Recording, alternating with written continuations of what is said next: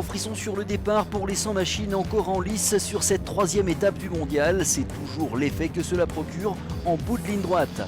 Une nouvelle fois, c'est la KTM numéro 15 qui prend la tête de la course devant Jérémy Vargna, suivi dans sa roue du 22 et du 23.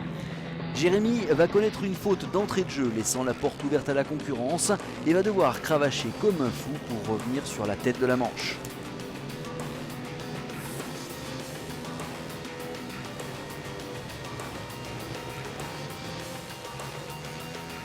Toutes les machines ont bien pris leur envol, hormis le VTEC numéro 3 qui ne parvient pas à mettre en route sa machine. Il s'épuise sur le kick, les mécanos engagent alors une poussée du quad qui finit par démarrer, alors que le premier tour est en train de se boucler. En fin de premier tour donc, le numéro 15 est toujours leader, suivi d'Antoine Chorlin et le 110 et du 27. À ce moment-là, Mickey Weiss, le pilote du VTEC numéro 3, entame alors une remontée du désespoir. Une remontée qui fait frissonner le public tant ses passages sont incroyables.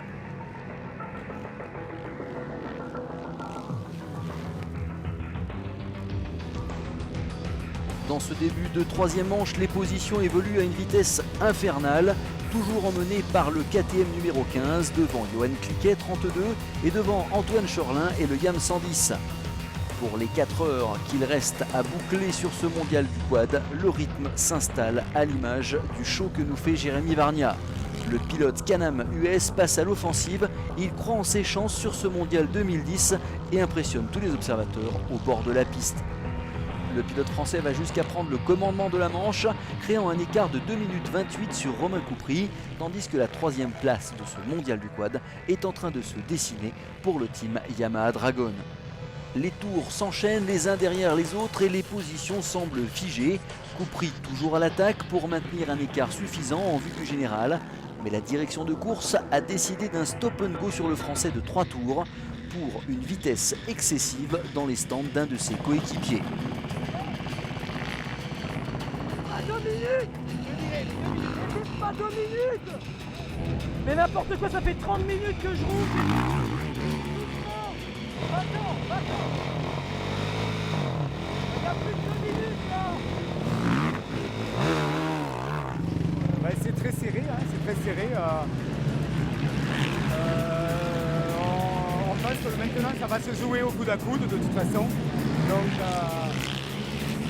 il y a eu une pénalité, il risque d'y en avoir d'autres en ce qui concerne l'équipage numéro 10 puisqu'il est rentré également très vite dans les stands. Donc on attend de savoir ça déjà pour faire un point. Le mano à mano va donc continuer à s'installer entre Jérémy et Romain sur la piste et dans l'assistance. Quant à 20 minutes de la fin, la machine de Vargna se fait stopper par la direction de course pour le même motif que Romain Coupry. Avec une course d'une telle intensité, c'est la stupeur et la rage qui s'emparent du pilote Can-Am au fil des secondes qui s'égrènent à regarder passer ses petits camarades.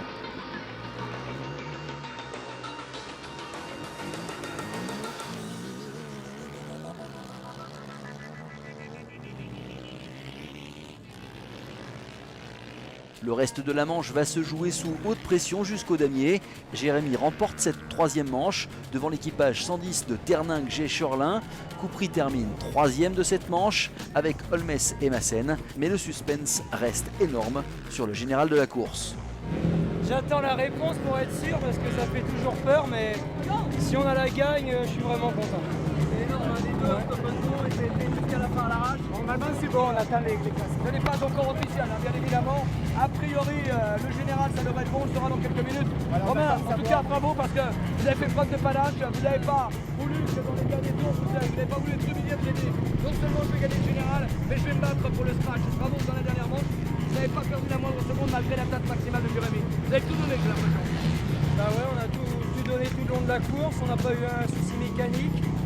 C'est vrai que l'équipe Jérémy était vraiment plus rapide, il nous a montré un peu comment il avait progressé, mais on a assuré. Pour le coup, on savait que c'était une course qu'il fallait assurer, donc dans l'attente du vrai résultat, je suis vraiment content. Et je voudrais vraiment remercier tous les sponsors, le team, mon mécano, qu'on a les emplois et une machine d'enfer, et surtout les pilotes qui ont bien travaillé aussi.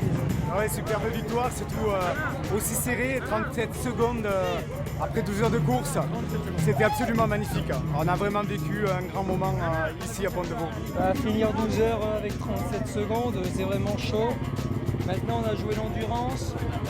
Jérémy était beaucoup plus rapide, il n'y avait pas de secret, mais voilà.